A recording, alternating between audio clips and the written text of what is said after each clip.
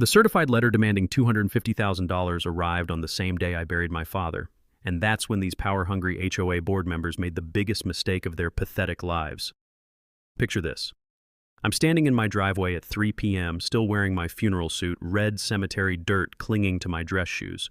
The metallic taste of pure rage fills my mouth as I read this legal notice claiming I owe $250,000 for property violations on land my grandfather bought in 1952 before this entire subdivision even existed. The diesel fumes from a passing garbage truck can't mask the sickening sweetness of Karen Whitmore's floral perfume as she struts across the street in her designer black dress, fake sympathy dripping from her Botoxed lips. Timing's unfortunate, Marcus, but business is business, she purrs, handing me papers that could destroy everything 3 generations of my family built. Here's what Karen didn't know. I wasn't just fighting for my workshop. I was about to discover I legally owned half her precious neighborhood. What would you do if some HOA Karen tried to steal your family land while you're grieving? Drop your wildest revenge fantasy below. Where are you watching from? Let me know if your neighborhood has HOA horror stories too. Let me back up and tell you how we got to this point, because understanding my family's story is crucial to appreciating just how spectacularly Karen was about to crash and burn. My name's Marcus Castellano, and I'm 42 years old, third-generation contractor who inherited my father's construction business along with every calloused hand and stubborn principle that came with it.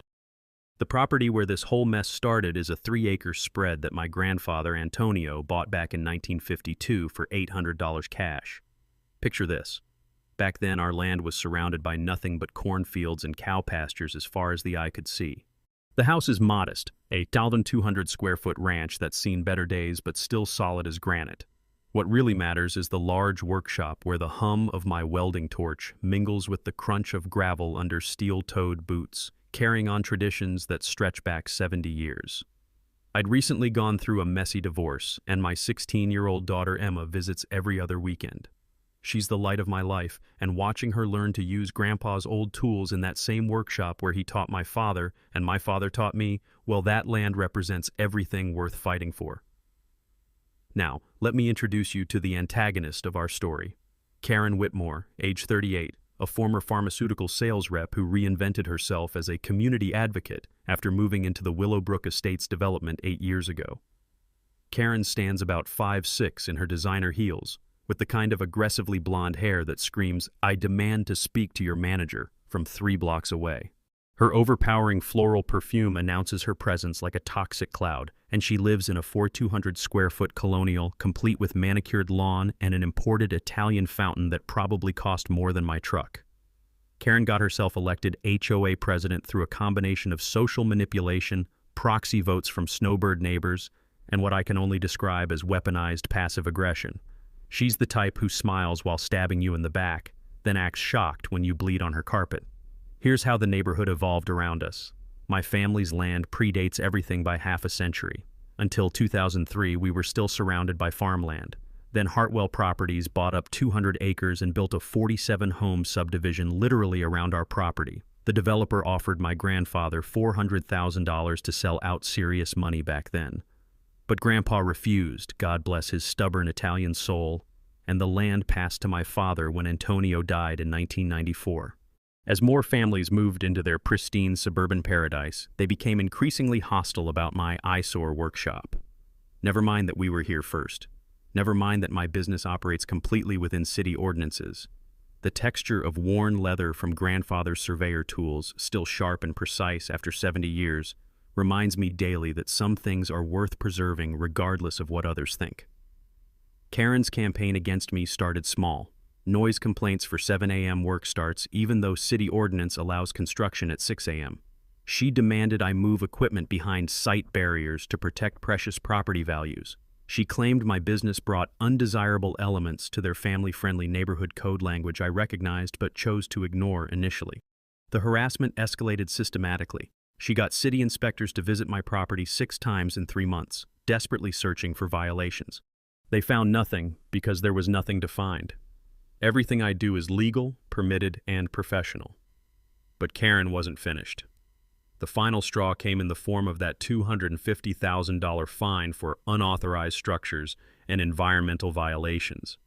The timing couldn't have been more cruel or calculated, delivered on the morning I buried my father, while I was still processing the reality that the man who taught me everything about integrity and hard work was gone forever. And that's when this whole beautiful disaster began. Karen's opening gambit arrived in a manila envelope thick enough to choke a horse. The legal notice claimed my workshop violated HOA covenants that somehow, magically, applied to land that existed decades before her precious subdivision was even a developer's wet dream. She demanded immediate demolition of what she called unpermitted structures that included my grandfather's original 1952 workshop, built when permits were something you got for hunting, not hammering. The threat was crystal clear: daily $500 fines plus attorney fees, with a 30-day compliance deadline. I could hear Karen's satisfied sigh from across the street as her home printer churned out legal documents like some kind of harassment assembly line. Now, I'm not a lawyer, but I'm also not an idiot. While Karen was probably celebrating her brilliant legal strategy with a glass of overpriced Chardonnay, I was doing something revolutionary: actual research. See, buried in my father's meticulous filing system, the man kept receipts from 1975. I found our original property deed from 1952, not a copy. The original, complete with my grandfather's careful signature and the county clerk's official seal. Here's something my contractor buddy Jake had warned me about years ago when his own neighbor tried similar nonsense. HOA covenants only apply to properties that actually signed the original agreement. My grandfather never signed any HOA agreement because there was no HOA to sign with. Our property deed predates Karen's subdivision by 51 years. The scent of my father's Old Spice aftershave still lingered in his home office, and I swear I could feel his approval as I realized Karen had made her first massive legal blunder. But Karen wasn't content with private intimidation. She organized a neighborhood safety meeting about my allegedly dangerous activities. Picture 30 concerned citizens crammed into the Willowbrook clubhouse, listening to Karen's PowerPoint presentation titled "Protecting Our Community Values." She created a Facebook group called Willowbrook Concerned Citizens and posted photos of my equipment with inflammatory captions like "Industrial Hazard in Residential Zone" and "Property Values at Risk." Her recruitment strategy was masterful, I'll give her that. She assembled quite the coalition. Dr. Bradley Lucas, a cardiologist who worried about air quality impacts; Susan Reeves, an elementary school teacher concerned about child safety; and Tom Morrison, a bank manager who spoke gravely about mortgage implications. Karen claimed my property brought undesirable elements to their family neighborhood, and we all know what that particular dog whistle means. My counterintelligence operation was simple: show up to their next HOA meeting with documentation and surveyor friend Jake in tow. I walked into that clubhouse unannounced, spread our deed and survey documents across their conference table, and calmly explained the legal reality of the situation. Karen's response was predictably dismissive. She waved her manicured hand at our evidence and claimed my grandfather had illegally exempted himself from community standards. The board, clearly coached in advance, voted 4-1 to proceed with enforcement action. That's when I delivered my first warning shot. Karen, you might want to double-check your legal position before this gets expensive for everyone involved. But here's where things got interesting. While Karen thought she was intimidating me with her legal theater, I was quietly photographing every harassment incident, documenting every false claim, building a case file that would make Perry Mason weep with joy. The rough concrete floor of my grandfather's workshop had witnessed 3 generations of honest work, and it was about to witness the beginning of Karen's spectacular downfall. Her response to my warning was to escalate in true Karen fashion. She hired Davidson & Associates, a downtown law firm with $15,000 retainers and suits more expensive than my truck, to send me a second notice demanding a property appraisal for forced sale. She actually claimed the HOA had eminent domain authority, which told me everything I needed to know about her legal ignorance. That's when the penny dropped. Karen wasn't just trying to bully me into compliance. She was trying to steal my family's land through legal intimidation, banking on the assumption that I couldn't afford to fight back. What she didn't realize was that while she was playing checkers, I was about to introduce her to chess, and I'd been learning the rules for 42 years. Karen's legal pressure campaign kicked into high gear like a Ferrari driven by a drunk teenager, fast, expensive, and headed straight for a brick wall. Her attorney started sending certified letters weekly, each one more ridiculous than the last. They demanded property surveys, environmental assessments, and compliance reports that would have made the EPA blush. Karen claimed my diesel storage violated federal regulations, conveniently ignoring the fact that my 500-gallon tank was properly permitted and inspected annually. She filed complaints with the county zoning department, organized neighborhood petitions, and somehow convinced 34 residents to sign a document demanding my immediate relocation. The irony wasn't lost on me. These people wanted to relocate someone who'd been there since before most of them were born. My defensive strategy was textbook: hire the best property rights attorney I could afford. Rebecca Santos came highly recommended by Jake's brother-in-law, who'd used her to fight a similar HOA nightmare in the next county over. Rebecca specialized in exactly this type of property dispute, and her first piece of advice was pure gold. Document everything, trust nothing, and never let them see you sweat. So I installed security cameras around my property perimeter, created detailed timelines of every harassment incident, and filed counter-complaints for defamation and harassment. I also discovered something my father had taught me about dealing with bullies. Sometimes the best defense is making them punch themselves in the face. Karen's next brilliant move was to discover that my workshop's storage shed addition from 1998 lacked a specific permit. Technically, she was right. My grandfather had built it before modern permitting requirements existed. But Karen treated this discovery like she'd found buried treasure, practically skipping to the next HOA meeting to announce her victory. The city code enforcement officer, a reasonable guy named Dave who'd worked with my father for years, issued a violation notice because he had to. The fine was $50,000 plus mandatory removal serious money that would hurt, but not destroy me.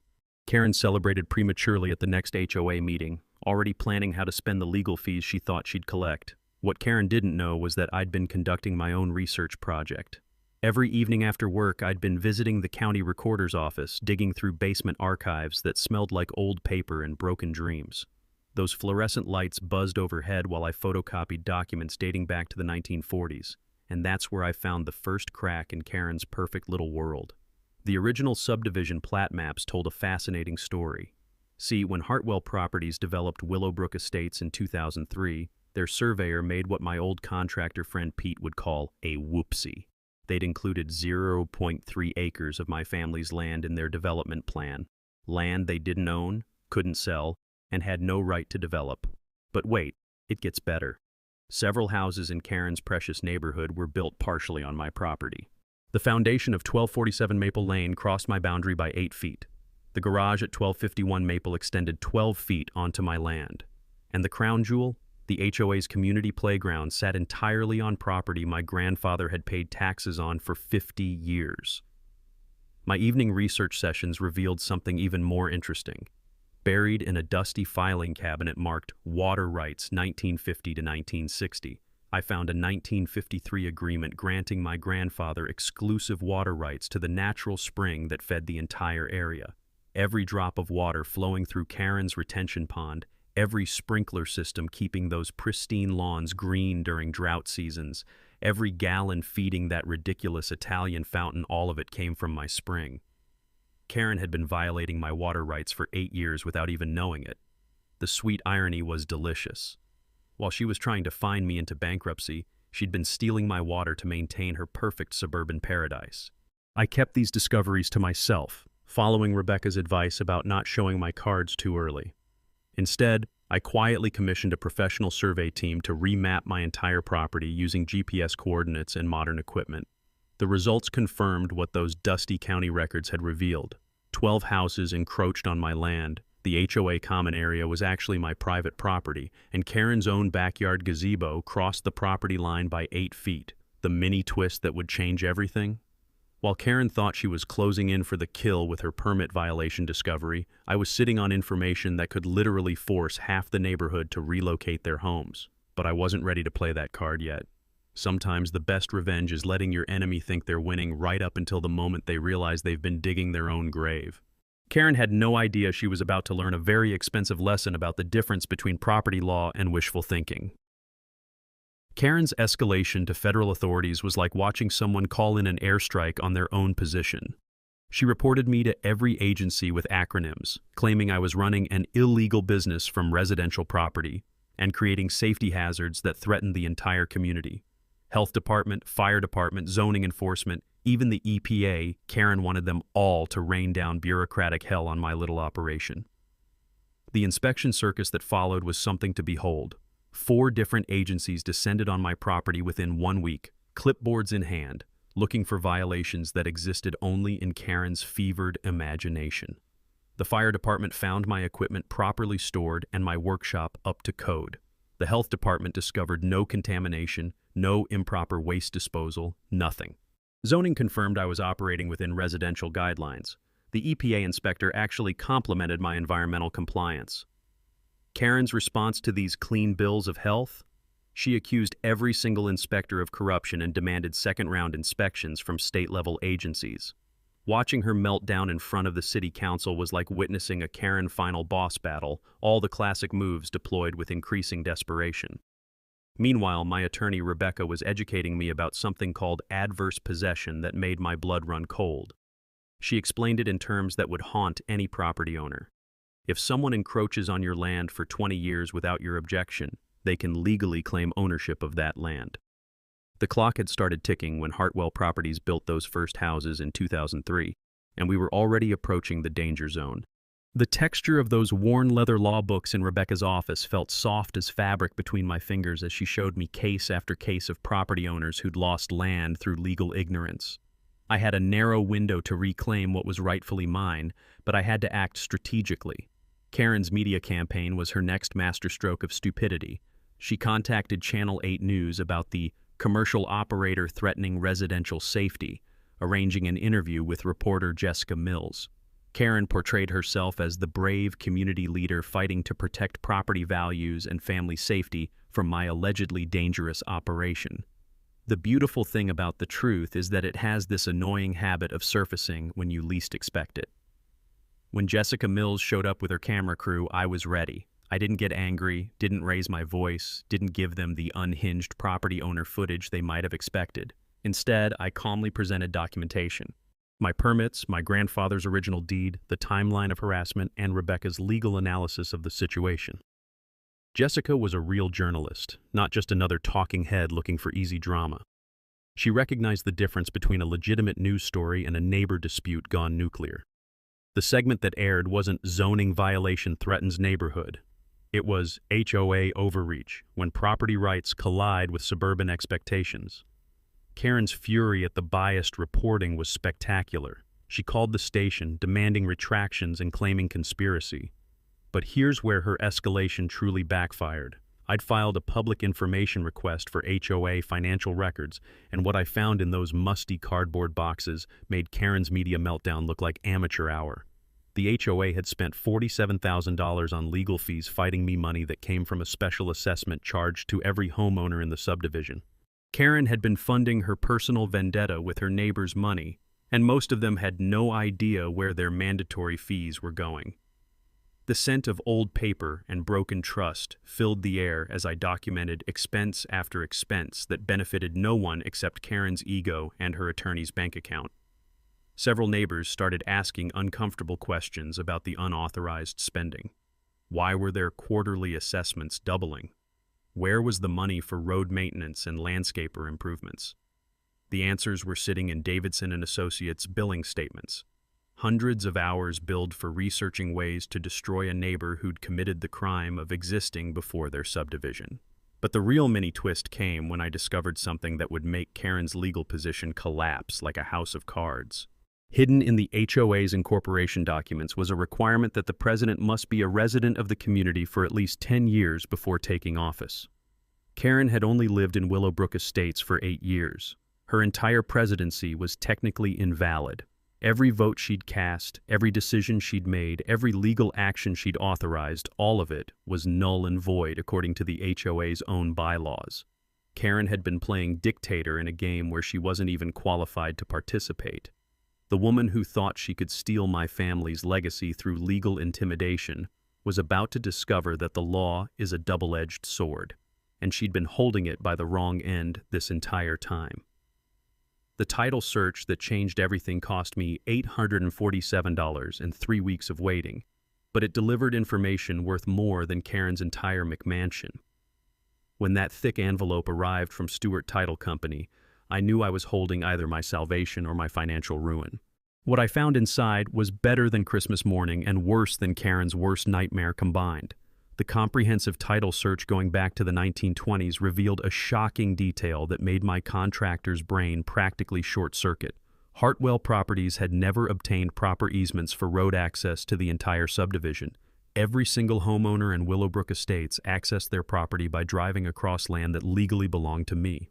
Let me break this down in terms that would make any homeowner break out in cold sweats. Those beautiful tree-lined streets winding through Karen's suburban paradise, the main entrance with its fancy stone columns and Willowbrook Estates sign, the entire road system that connected 47 homes to the outside world, all of it crossed my family's property without legal permission.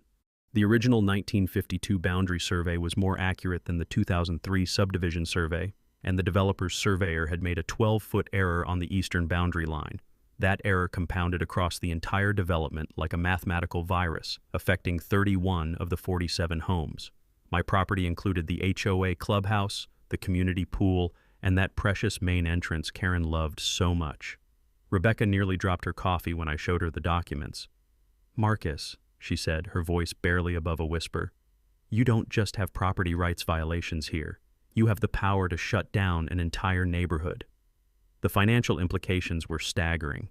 Property tax records showed I'd been paying taxes on land that others were occupying and using. The county assessor agreed to review the situation, which meant my neighbors faced higher tax bills once the boundaries were officially corrected.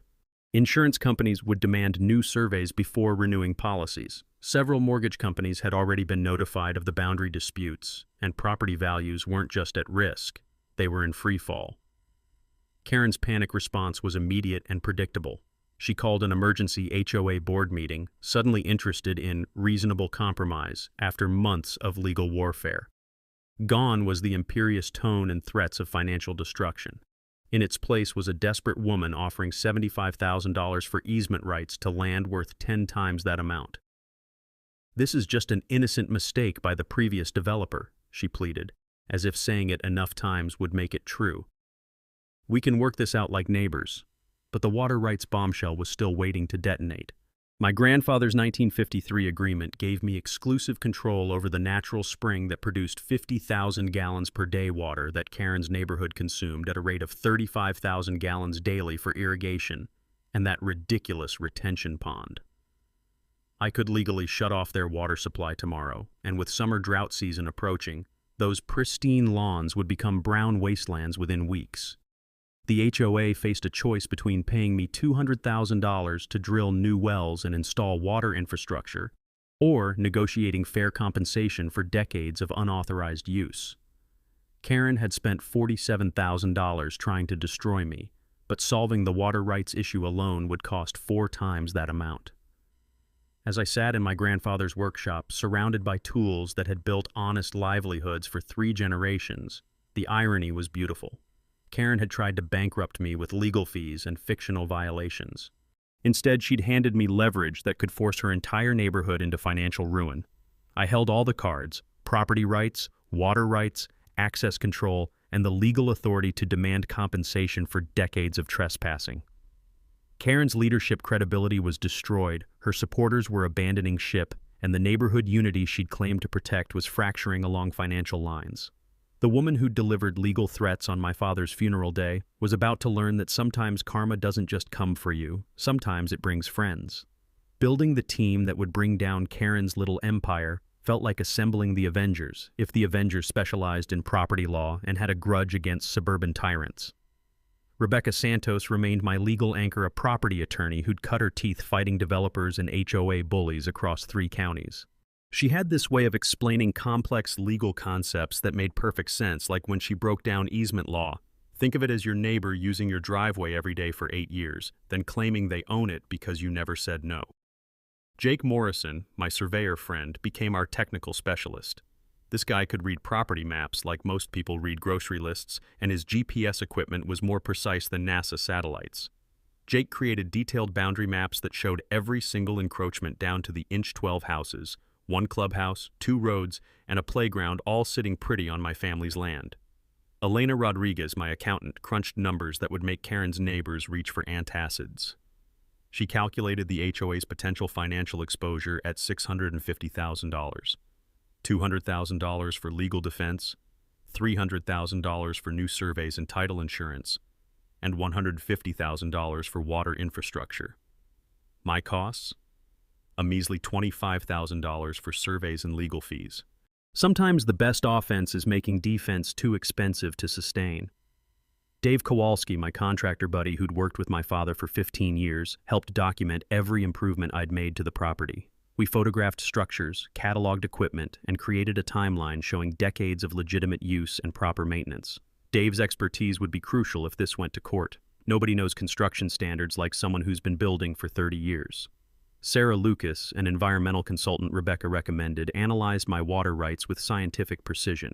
Her report confirmed that my spring produced 50,000 gallons daily, while the neighborhood consumed 35,000 gallons for irrigation and pond maintenance. The legal mechanism was beautifully simple. Water licensing required my permission for any commercial or community use. Rebecca explained our legal strategy using terms that made sense to a contractor's brain. A quiet title action would force the court to resolve all boundary disputes once and for all. Every affected neighbor would need to hire attorneys and surveyors, with costs reaching $15,000 to $25,000 per household. The beauty of property disputes is they're expensive for everyone except the person who's actually right. Elena's financial analysis revealed the nuclear option. I could demand fair market rent for 8 years of unauthorized land use, plus damages for water theft, plus legal fees. The numbers were staggering. We're talking about forcing million-dollar settlements from families who just wanted to live in suburban peace. But Sarah's water rights documentation provided the most elegant leverage. Every gallon flowing through Karen's irrigation system, every drop filling that retention pond, every sprinkler keeping those lawns green during drought season, all of it came from my spring without permission. I could shut off their water tomorrow and watch 31 families scramble to explain brown lawns to their mortgage companies. The documentation process was meticulous. Jake surveyed every encroachment with GPS precision. Sarah measured water flow rates and documented 8 years of unauthorized usage. Dave photographed structures that needed to be moved or demolished. Rebecca filed preliminary quiet title paperwork that would put every neighbor on legal notice. Our psychological strategy was equally important. Rebecca advised letting Karen make the next aggressive move while I appeared reasonable and collaborative in public. Every time Karen escalated with threats or tantrums, I would respond with calm professionalism and documented facts. The contrast would be obvious to anyone paying attention. I spent evenings identifying potential allies among HOA residents, focusing on families facing special assessments to fund Karen's legal war. Several neighbors had expressed private support, frustrated by the waste of their mandatory fees on what they correctly identified as a personal vendetta. The steady rhythm of my copy machine producing legal documents became the soundtrack of justice. The media preparation was crucial. Rebecca coached me on interview techniques, emphasizing key messages about property rights, legal precedent, and fair resolution. We practiced staying calm under hostile questioning, because Karen's allies would try to portray me as the unreasonable party. The goal was public opinion management. Let the community see who was actually trying to solve problems versus who was creating them. Everything was falling into place like a perfectly executed construction project. We had the legal foundation, the technical expertise, the financial analysis, and the strategic patience to let Karen's increasingly desperate moves expose her true character. Sometimes the best way to defeat a bully is to give them enough rope to hang themselves.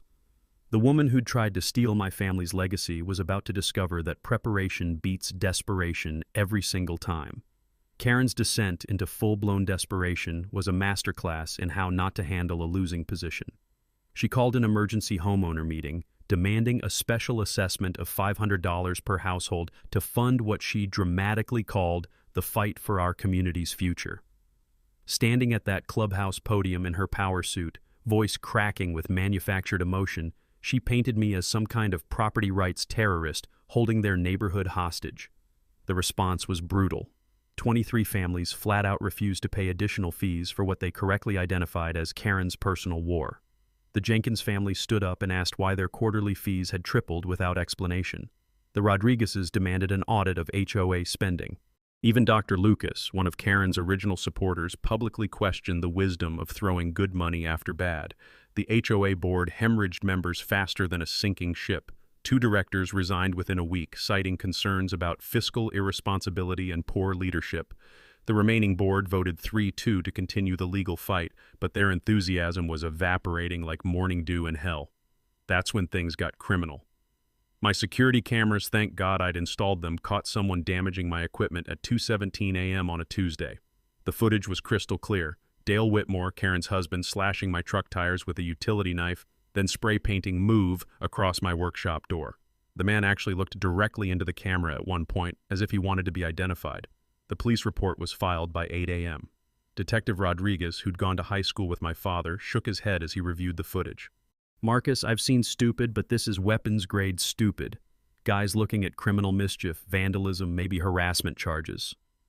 Karen's response to her husband's arrest was to claim Dale was investigating ongoing noise violations and had every right to protect community standards. She actually stood in her driveway shouting at news reporters that the police were corrupt and obviously biased toward me. Watching your enemy melt down in 4K resolution while news cameras rolled, that's therapy you can't buy.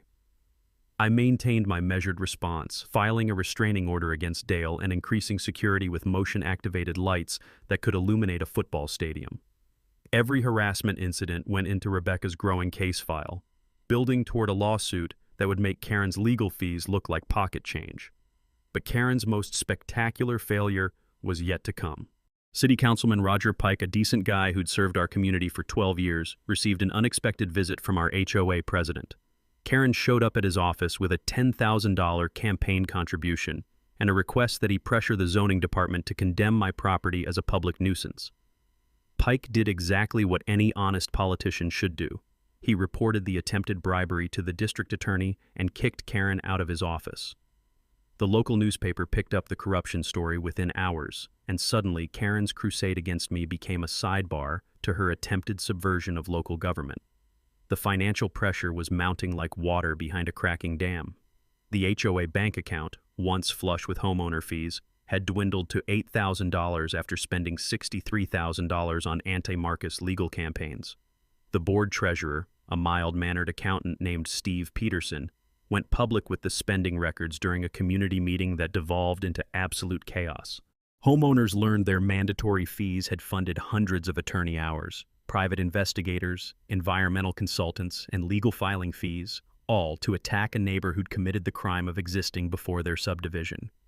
Several families threatened lawsuits against the board for unauthorized spending. The property management company, tired of dealing with the drama, announced they wouldn't renew their contract. Karen's environmental complaint to the EPA was her final Hail Mary pass into a brick wall. She filed a report claiming my diesel fuel storage was contaminating groundwater, despite having zero evidence and no scientific basis for the allegation. The EPA investigation took 6 weeks and cost taxpayers thousands of dollars. The results were devastating to Karen's credibility. Not only did they find no contamination, but Sarah Lucas's water quality analysis proved my spring water was cleaner than most municipal supplies. The EPA investigators were not amused by the false report, and filing knowingly false environmental complaints is a federal crime with serious consequences. The mini twist that sealed Karen's fate? An anonymous tip led Channel 8 News to investigate Karen's professional background. Reporter Jessica Mills discovered that Karen had been fired from her pharmaceutical sales job 3 years earlier for falsifying sales reports and client data. The woman positioning herself as a community integrity crusader had a documented history of professional dishonesty. HOA residents who'd trusted Karen to protect their property values learned their president was a proven liar who'd been using their money to fund personal vendettas. The neighborhood petition demanding her resignation collected 41 signatures in 2 days. Even her closest allies began distancing themselves from the sinking ship. Meanwhile, Dale faced criminal charges for vandalism. Karen faced potential federal prosecution for false EPA reporting. and their marriage was disintegrating under the pressure of legal bills and public humiliation. The couple who'd tried to destroy my family's legacy were systematically destroying their own lives instead. Sometimes karma doesn't need your help, it just needs you to get out of the way. Karen's final gambit was hiring a private investigator to dig up dirt on me, because apparently when legal intimidation, vandalism, and attempted bribery fail, the next logical step is full-blown stalking. She spent $3,000 of her own money. The HOA coffers were bone dry on some cut-rate PI who looked like he'd learned detective work from watching too much Netflix. The guy was about as subtle as a neon sign in a library. My neighbors started calling to report a suspicious character in a beat-up Honda Civic taking photos of my property, following my truck, and asking weird questions about my business practices. Karen's desperation had reached the point where she was literally paying someone to harass me while she faced potential federal charges for her EPA stunt. But here's where Karen's criminal mind really shined. She decided to manufacture evidence. At 3:47 a.m. on a Thursday, my security cameras caught someone dumping construction debris on my property, old concrete chunks, rusty rebar, and paint cans that definitely hadn't come from my workshop. The perpetrator was careful to stay in shadows, but they made one crucial mistake. They used Tom Morrison's pickup truck. Tom Morrison, you'll remember, was Karen's banker ally who'd supported her crusade from the beginning. Apparently, loyalty only goes so far when your fearless leader asks you to commit actual felonies. The police arrested Tom within 6 hours, and his confession was faster than a NASCAR pit stop. Karen had convinced him this was community self-defense, and promised to cover his legal fees if anything went wrong. Spoiler alert, she didn't. Karen's smear campaign went digital with the creation of anonymous social media accounts designed to destroy my construction business. Fake reviews appeared on Google, Yelp, and Angie's List claiming I was dangerous, unstable, and incompetent. She posted my business phone number on Craigslist with ads for free concrete removal and emergency plumbing services, flooding my voicemail with confused callers. The psychological warfare extended to my customers. Karen somehow obtained my client list, probably through her PI's dubious methods, and started calling potential customers with warnings about hiring a contractor under federal investigation. That last part was technically true, since the EPA had investigated her false report, but Karen twisted it to sound like I was the subject of criminal charges. I lost 2 potential contracts worth $15,000 because homeowners got spooked by Karen's lies. But every attack she made just added to Rebecca's defamation case, and by this point, we had enough documented harassment to fund Emma's college education through lawsuit settlements. My silent preparation during this chaos was like watching a master chess player position pieces for checkmate. Rebecca filed comprehensive defamation and intentional infliction of emotional distress lawsuits. We subpoenaed Karen's phone records, internet history, and financial statements. Her systematic campaign of harassment was about to become very expensive evidence in court. The insurance revelation that nobody saw coming hit the neighborhood like a financial hurricane. Homeowner insurance companies, alerted to the boundary disputes by title companies, began reviewing policies for properties with potential ownership issues. Several insurers threatened policy cancellations until boundary disputes were resolved through proper legal channels. Property values, which Karen claimed to be protecting, officially nosedived.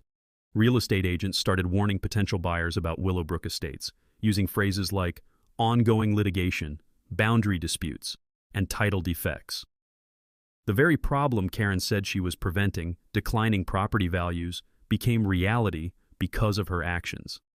The neighborhood civil war was heartbreaking to watch. Families who'd been friends for years stopped speaking to each other. The annual block party was canceled.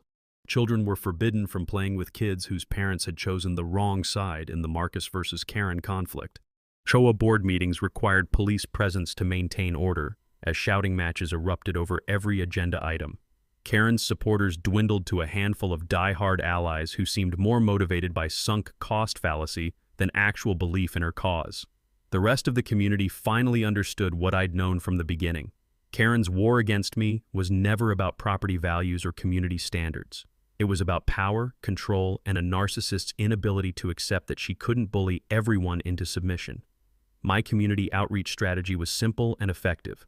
Host an informal barbecue for any neighbor willing to have a reasonable conversation.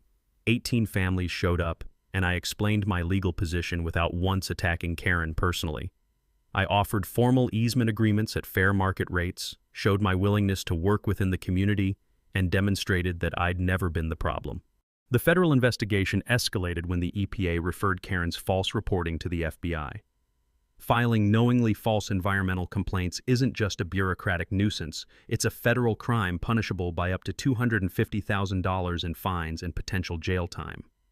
Her husband Dale, facing his own criminal charges for vandalism, plea bargained faster than you could say conjugal visit, providing prosecutors with evidence of Karen's systematic harassment campaign. The mini twist that ended Karen's reign of terror? While digging through HOA incorporation documents for our lawsuit, Rebecca discovered that Karen had never actually lived in the neighborhood long enough to legally serve as president. The bylaws required 10 years of residency, but Karen had only been there 8 years when elected. Her entire presidency was invalid.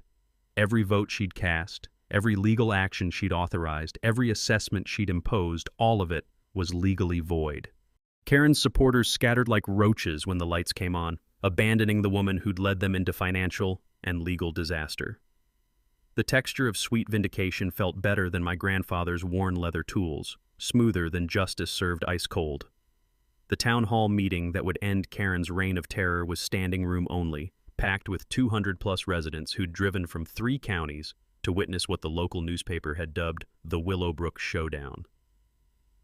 Mayor Patricia Williams personally presided over the emergency session, recognizing that this neighborhood dispute had exploded into a community crisis requiring official intervention. The buzz of excited conversations filled the Civic Center auditorium like electricity before a thunderstorm. Camera shutters clicked constantly as reporters from Channel 8, the Tribune, and even a documentary crew positioned themselves for the best angles. This wasn't just about property lines anymore. This was about accountability, community governance, and what happens when petty tyrants finally face consequences. Karen took the podium first, and her opening statement was pure desperation disguised as righteous indignation. Wearing a navy blue power suit that couldn't hide the stress weight loss or the dark circles under her eyes, she gripped the microphone like a lifeline and launched into what could only be described as a greatest hits compilation of her delusions. I stand here tonight representing law-abiding homeowners who just want to protect their family-friendly community, she began, her voice already showing cracks. Marcus Castellano threatens everything we've built here. His industrial operation violates every standard of suburban living, and his refusal to comply with reasonable regulations shows complete disregard for his neighbors' rights. The crowd murmured disapproval as Karen listed grievances that had been debunked months ago. Several audience members shouted corrections when she claimed I was under federal investigation without mentioning it was for her false EPA report. Her voice became increasingly shrill as she realized her own neighbors weren't buying the performance. When I approached the podium, the auditorium quieted like a church during prayer. I carried a manila folder containing 70 years of documentation, and the large screen behind me displayed my grandfather's original 1952 deed in crisp, undeniable detail.